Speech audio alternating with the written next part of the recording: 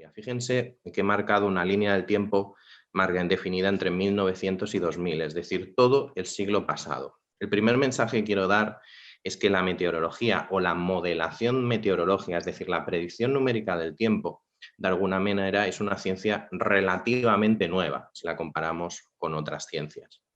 Fue por allá el año 1913 cuando un investigador escandinavo, Viernes, fue la primera persona que se le ocurrió la idea de aplicar las leyes de la física a la atmósfera. Hasta entonces la física estaba centrada pues, en otros ámbitos, pero no se había aplicado de alguna manera las leyes de la física al fluido atmosférico, ¿no? A la propia atmósfera.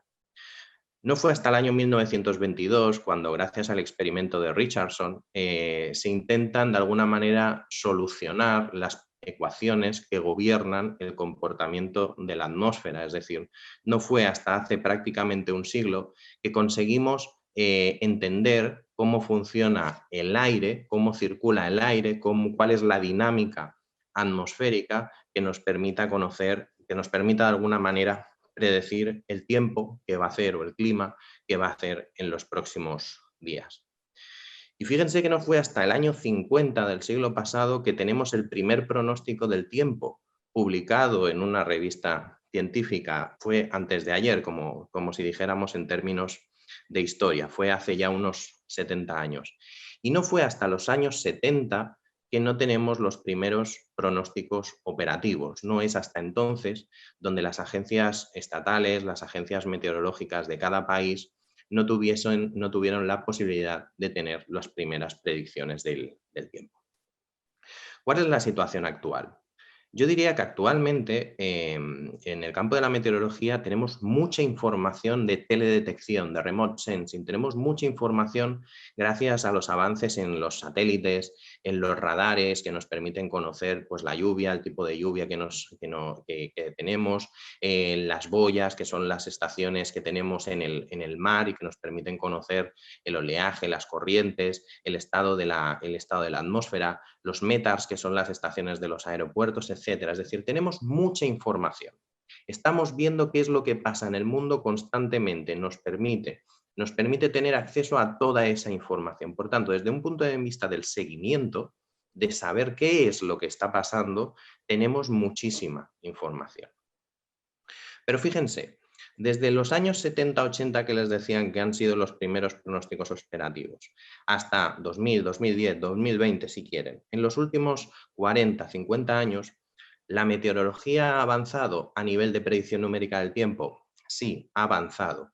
Pero en comparación, la computación, los avances en computación han avanzado a un ritmo mucho más vertiginoso, a un ritmo mucho más alto, con una derivada, con una pendiente mucho más acrecentada que lo ha realizado la meteorología. Es decir, las bases de la modelización numérica del tiempo son las mismas o son parecidas, relativamente parecidas a como ya se marcaron y se definieron hace 45 años. Lo que ha avanzado mucho son las herramientas tecnológicas que nos van a permitir tener una mejor y más rápida predicción numérica del tiempo. Cuando hablamos de predicción, a mí siempre me gusta diferenciar entre 4 diferentes tipos de predicción. Tenemos la predicción a muy corto plazo, horas, es decir, vamos a conocer qué es lo que va a pasar durante las próximas horas, lo que definimos como nowcast. Tenemos la predicción a corto plazo, es decir, qué es lo que va a pasar los próximos días, lo que conocemos como forecast. Tenemos la predicción estacional, es decir, lo que va a ocurrir los próximos meses, la próxima época seca, la próxima época húmeda, la próximo otoño, invierno, verano, primavera, etc. Y tenemos las proyecciones climáticas, y fíjense que aquí ya utilizo y cambio el vocabulario.